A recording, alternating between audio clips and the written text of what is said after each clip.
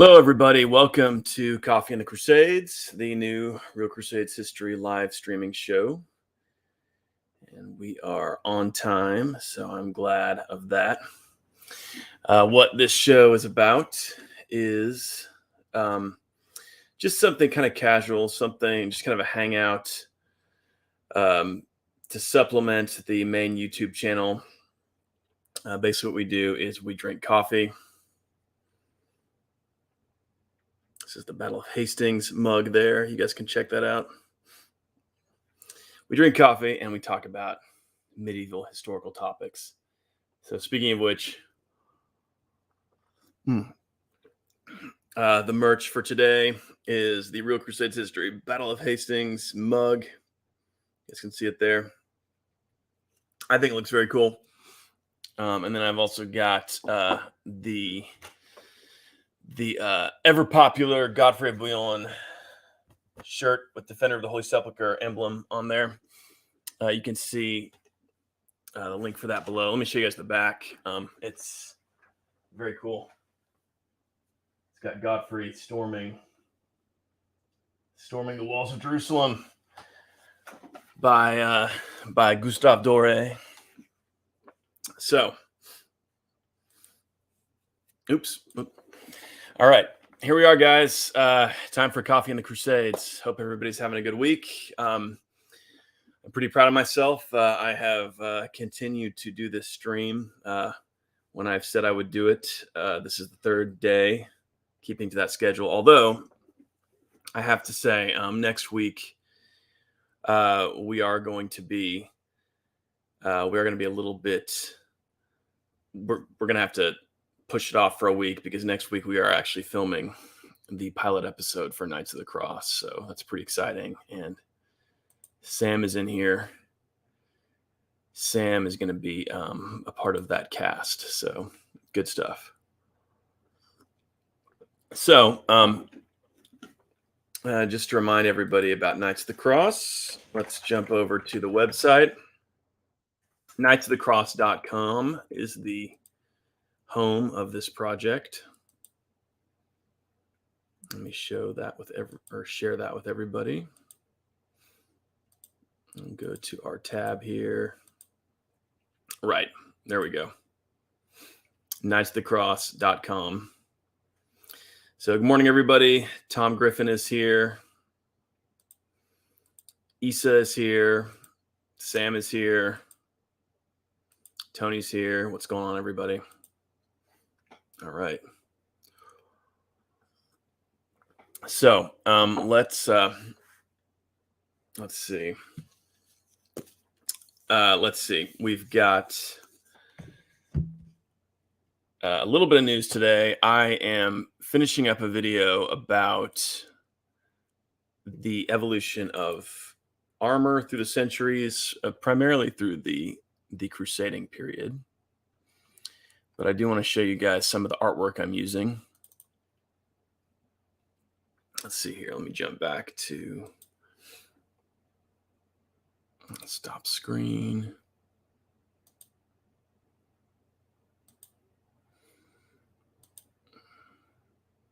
I think I'm going to have to keep the title Ask Me Anything About the Crusades. I think that title seems to be working better. All right, let's see here. We got yeah, there we go. So this is from the Winchester Bible. Doing this video, I've been basically looking at how armor evolved from kind of the early period, like Charlemagne era, 8th, 9th centuries, into the end of the 13th century. And this is from around 1170. And Sam, you may recognize this one. Kind of some interesting stuff to look at here. I think this is supposed to be depicting King David and his army or something like this. And that's the thing about these medieval illuminated Bibles is they show scenes from the Bible, but depicted in contemporary costumes. So this is from again, the late 12th century. Yeah, this is David and Goliath. Check it out here. There's David with Goliath's head right there. Goliath is like yeah, Sam just pointed that out. Goliath as, a 12th century knight. So I think when we think about the 12th century, we often think about armor that actually comes later. People think about the great helm and surcoats. And surcoats were a thing in the 12th century for sure. They weren't as widespread, I think, as some people think. But you can see really how similar in the 12th century the armor was really to the late 11th century. Like we got some guys with these Phrygian style helmets, which are kind of like the conical helmet, the Norman style helmet, but with a taper forward at the top a little bit. And then you can see some of the more rounded type helmets, which are becoming more popular in the 12th century too. But you've got the male hauberk still, essentially. And then the thing that's also starting to be a little different is in the 12th century, the arms are almost entirely covered with mail. So a lot of these hauberks now have sleeves that are built in that go all the way down to the hands even and cover the hands with mail mufflers. So like mail mittens, essentially. And then you've got mail stockings too, excuse me, which are coming into vogue.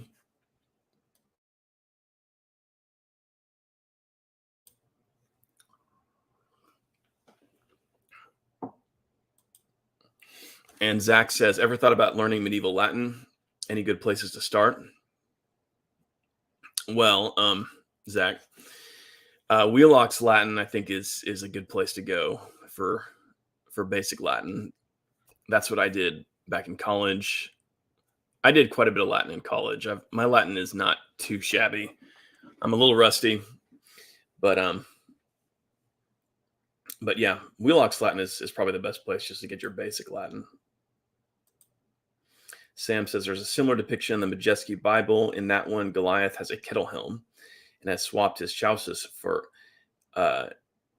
gamboist early greaves. I can't pronounce all that stuff you put in there, Sam. Sam knows this terminology. And Sam here, this other Sam says grammar books, older ones are good. Tom wants to know, were Crusade veterans treated differently than others in medieval society? Yeah, I mean, there was definitely there was sort of an honorable status that went with being a veteran Crusader. This meant that you were, yeah, there was definitely like a higher status, or kind of almost like being a hero. Like for example, Robert of Flanders, when he came back, he was known as Robert of Jerusalem from then on. Let's see, what else do I have here? This is another one from the 12th century. Again,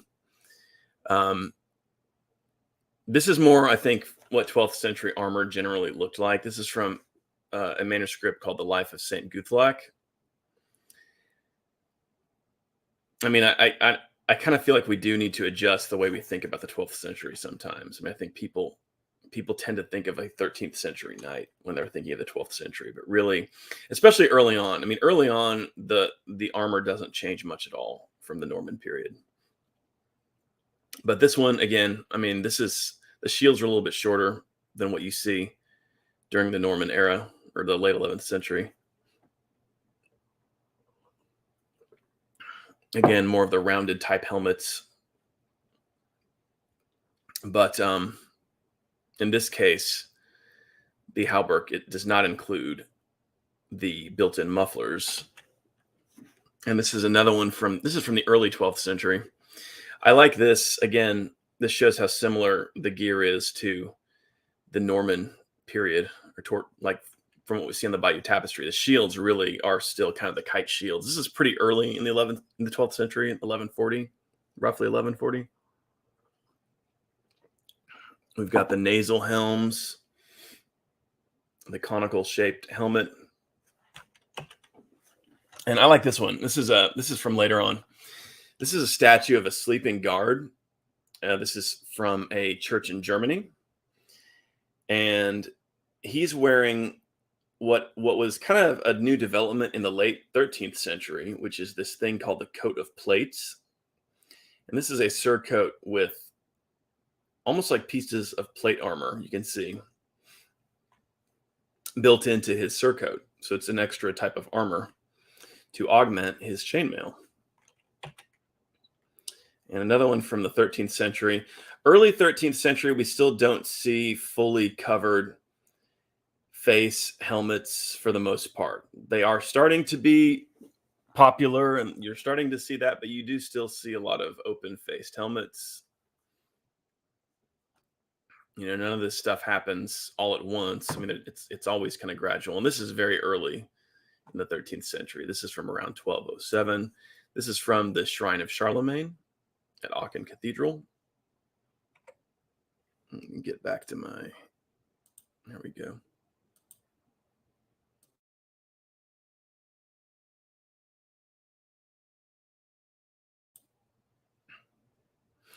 All right.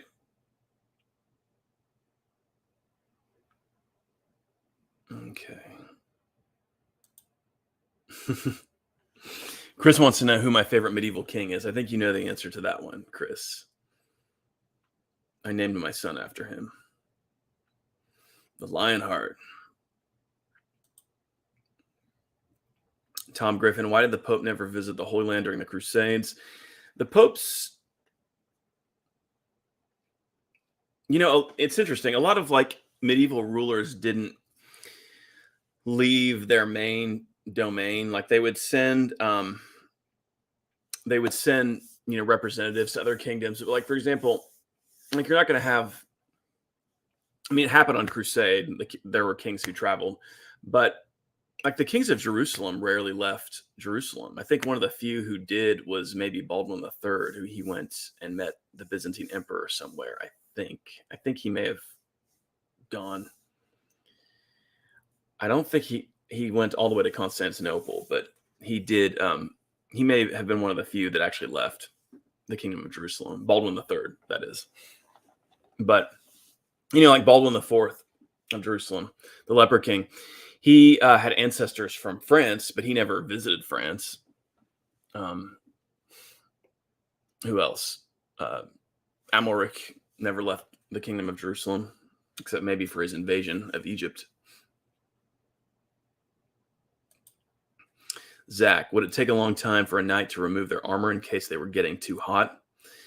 Yeah, armor take. I actually can say this from experience. When we were filming the Knights of the Cross trailer, and I was an extra for some of that and put on some armor. Yeah, armor takes a long time to take on and off.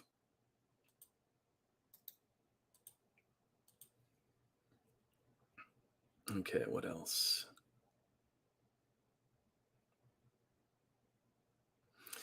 The Order of the Holy Sepulchre. The origins was the First Crusade and the conquest of Jerusalem. And the idea was just a little bit similar to the Knights Templar, only more focused on the Holy Sepulchre itself. You know, the idea that these were knights who were guarding over the Holy Sepulchre. With the First Crusade, you really kind of start to see the mission of the church and the knightly elite melding more closely together. And the Crusades were kind of the occasion for that. And so orders, the idea of what it meant to be a knight became more spiritual, more religious. Tom Griffin, did the Byzantines ever develop military orders similar to the Templars? No. Monastic ideas in the Byzantine world were pretty different from those in the West. And the idea of like a militant crusading order, I think, was pretty unthinkable in the Byzantine world. All right. So what have you guys been reading lately? I will show you guys what I'm currently reading. So part of this is to prepare for some of the stuff I'm going to do on the Mongols and the Hungarians soon. The Devil's Horseman. I don't think I showed this last time, but this is an okay book by this guy named James Chambers. It's pretty good. I mean, it's kind of just a basic history of the Mongol invasions of Europe. One of the nice things about it is it does focus more on some of the narrative aspects of that history.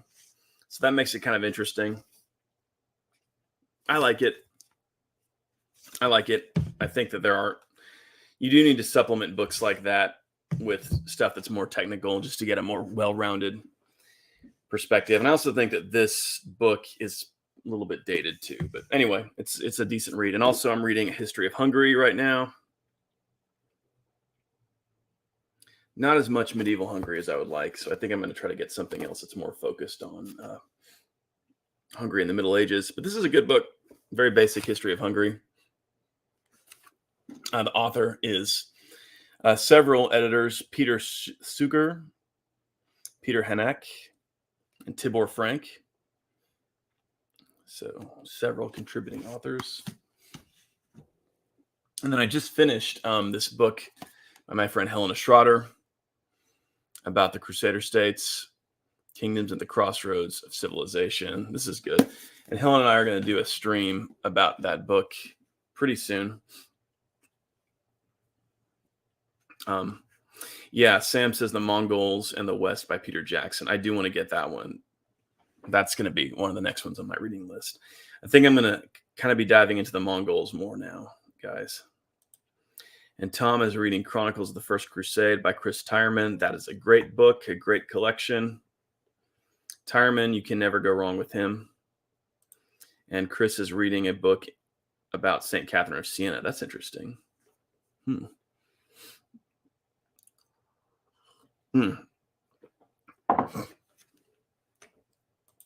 Sorry, guys. I'm having like some allergies today or something. Chris says, do you know any books about the Kingdom of Georgia? I haven't really read anything just about the Kingdom of Georgia. I would like some recommendations about that, actually. There's not a lot of good stuff in English for the history of Georgia, as far as I know. And Sam says, Peter Suger was a great scholar on Central and Southeast Europe. His other works are worth checking out. Yes, I do want to look at some more of his stuff.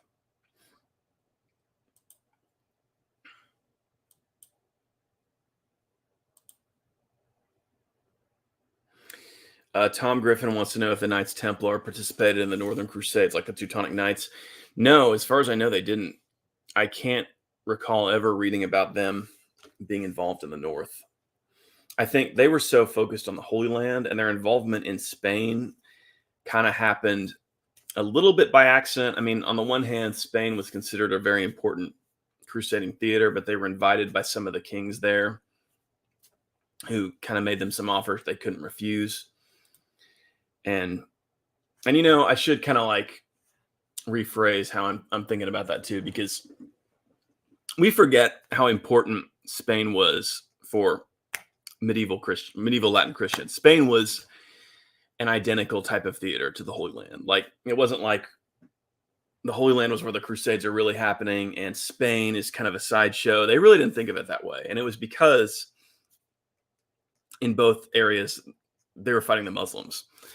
And they were reconquering previously Christian territory. The Northern Crusades were a little bit more regional in their emphasis. It wasn't something that was kind of universally followed throughout Latin Christendom, whereas people all over medieval Christian Europe were kind of had their eyes on what was going on in Spain as well as the Holy Land. That's kind of interesting.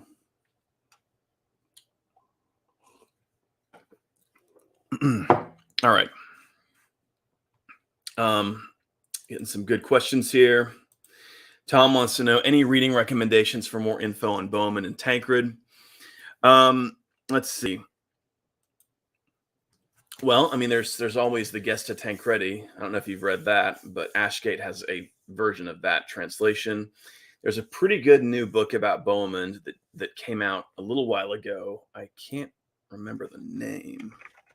Let me see if I can find it. Yeah, this book. Oh no, that's not it.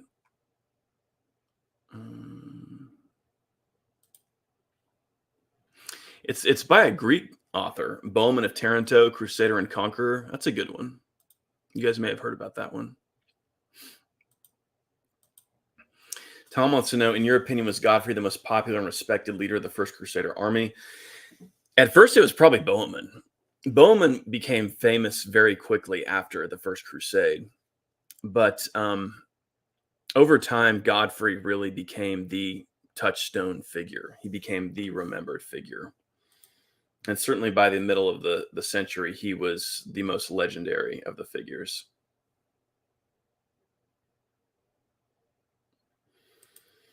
Zytron, what was the final date of the Teutonic Knights? Did they fail, or are they still around like the Knights of Malta? I think some version of that order may still exist. I mean, I don't think we can say they failed because they conquered and Christianized Prussia. I mean, they did achieve this goal they had, and they ruled this powerful state for centuries. Now, eventually, they were defeated by some of the regional Christian powers once they kind of got into wars with the Poles and some of these other kingdoms. But that came a lot later, and I mean, they definitely succeeded in their goal of they won the Northern Crusades. I mean, they Christianized the region, they subdued the pagan Prussians, for whatever that was worth.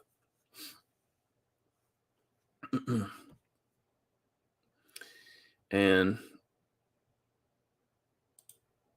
Lori LC wants to know, do you think the Reconquista would have failed if the Christians had lost the Battle of Tours? I think that if the Battle of Tours had been lost, the Arabs would have gone on to conquer at least a big chunk of France.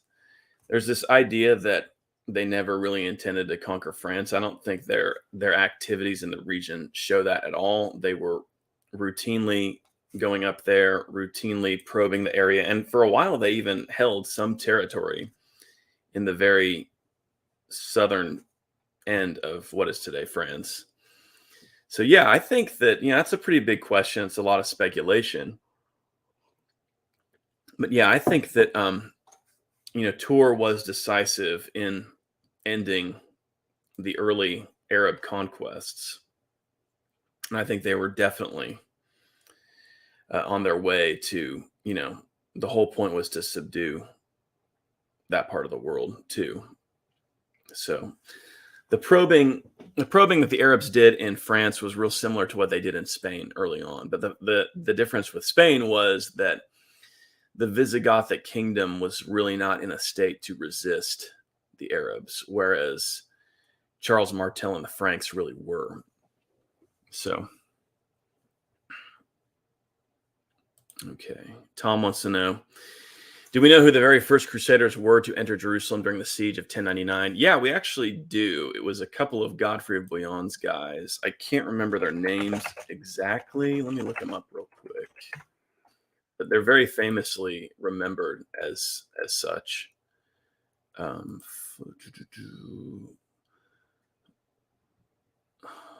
Ludolf of Tournai was one of them, and I think his brother's name was Engelbert. There were a couple of guys in Godfrey of Bouillon's group, which, thinking of that, that kind of reminds me of something interesting that I wanted to show you guys from this Osprey book.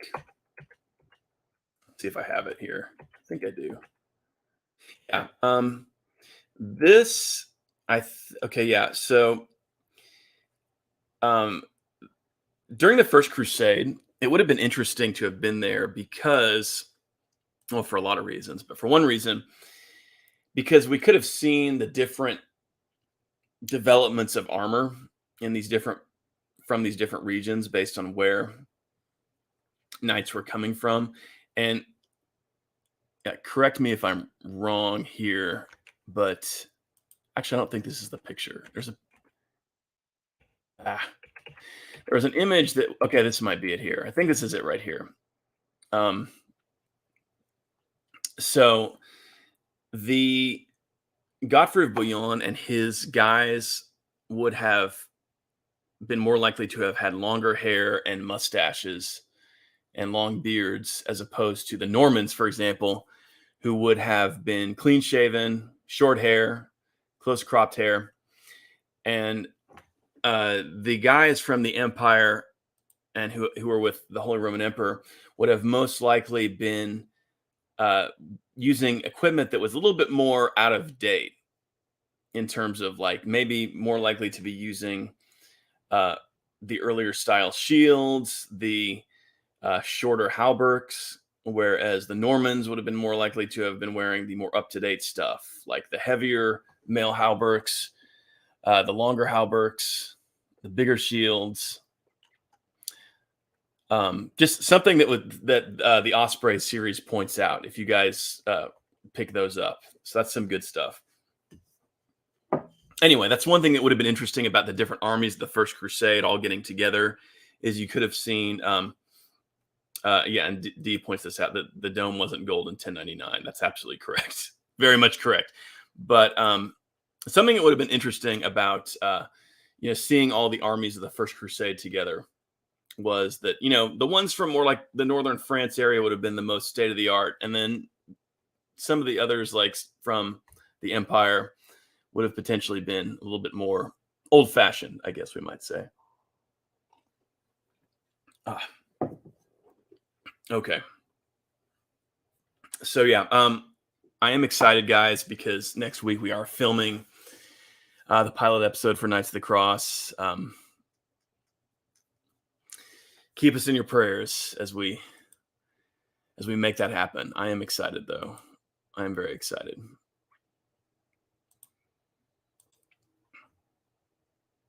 Okay.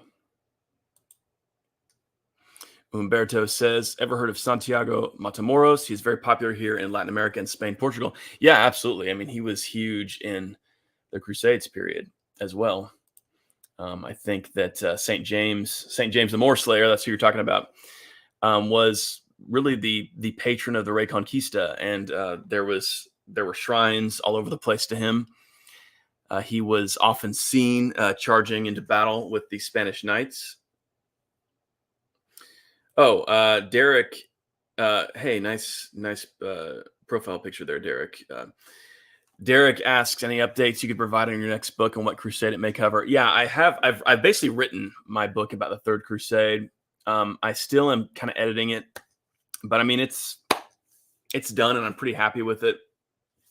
I had a friend go over parts of it, but she wasn't able to finish editing it because she had her first baby, and when I asked her if she actually wanted to work on it, she said, yeah, absolutely. And I asked her, I said, are you sure that, the baby thing isn't going to get in the way? And she said, no, it's fine. Send it over. And she did a fair amount of work on it, but she wasn't able to do as much as I thought. And I certainly don't blame her for that. But yeah, the book is, I am really happy with it. It's about the Third Crusade. It's follows Richard the Lionheart and one of his knights as kind of the main characters. And, a lot of work has gone into it. I have kind of put it on the back burner for a little while just to get this pilot episode of Knights of the Cross done. And also just because I've had some goals with my channel that I've really been trying to achieve in terms of growing it and getting the views where I want them to be. So, but yeah, I have a couple more people I want to read that book and kind of give their input on it before I make the full plunge and release it. I have this goal of having it out by this Christmas. Let's hope that, I can do that. But I have been thinking a lot about that book, and I really do believe in it, and I do want to put it out. So yeah, I am going to work on that, guys. Thanks for asking, Derek. I'm thinking about calling it The Lion and the Eagle to refer to Richard and Saladin respectively. What do you guys think of that title?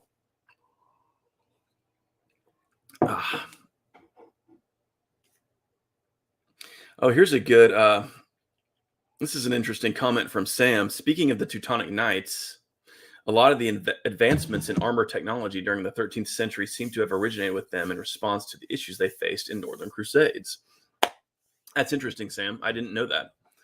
I mean, I knew that a lot of the 13th century is definitely a time when a lot of changes were taking place.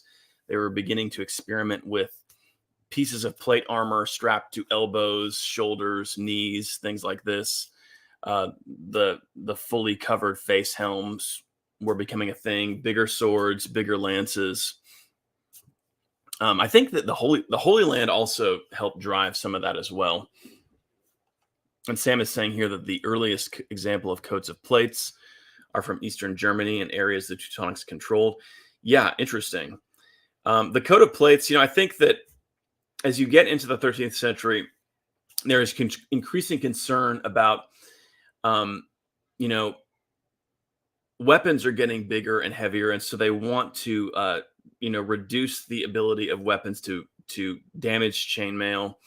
Chainmail is very good with preventing penetration, but it was vulnerable to crushing injuries, like you know getting slammed with a huge mace or something that could cause bones to be broken underneath, or could cause internal bleeding or something like this, even if there wasn't a piercing made. And so there were. This is one of the reasons that kind of the heavier, padded jerkins worn underneath the chainmail came more into play at this point. And as Sam mentioned, this coat of plates thing, which there's our sleeping guard wearing the coat of plates. And this is, like you're saying, Sam, this is a German example. This is a piece that was in Germany. But yeah, and then he's got his great helm there next to him. So they weren't, using the full-on plated armor yet, but they were starting to experiment with, these metal plates being used on various spots of the body.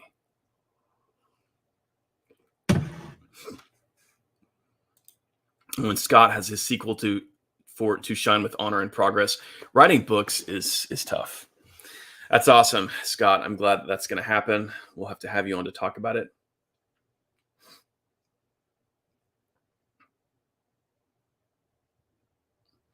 Tom says your next book to cover the First Crusade. Maybe. After this book comes out, I think I'm going to give it a good long while before I really think about writing another book. I'm going to really focus on keeping the channel in top shape, because I did kind of neglect the channel quite a bit last year and the last couple of years, really, because I was working so hard on this book about the Third Crusade. So Chris wants to know, what did the Church of the Holy Sepulchre look like during the First Crusade? Well, it actually wasn't. It didn't even have a roof over it. It was almost like a series of chapels. Excuse me. A series of chapels with no roof over them. One of the things they did after the Crusaders conquered Jerusalem is they wanted to bring everything back.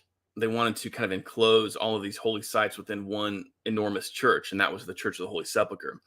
But yeah, it was in pretty bad shape when they first got there. It was, the whole complex was open to air. There was no roof.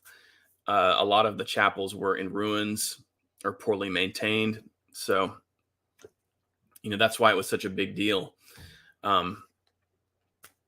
The progress of building the Church of the Holy Sepulchre, after the conquest of the city, it was commemorated at the 50th anniversary of the conquest of Jerusalem, during the reign of Queen Melisande.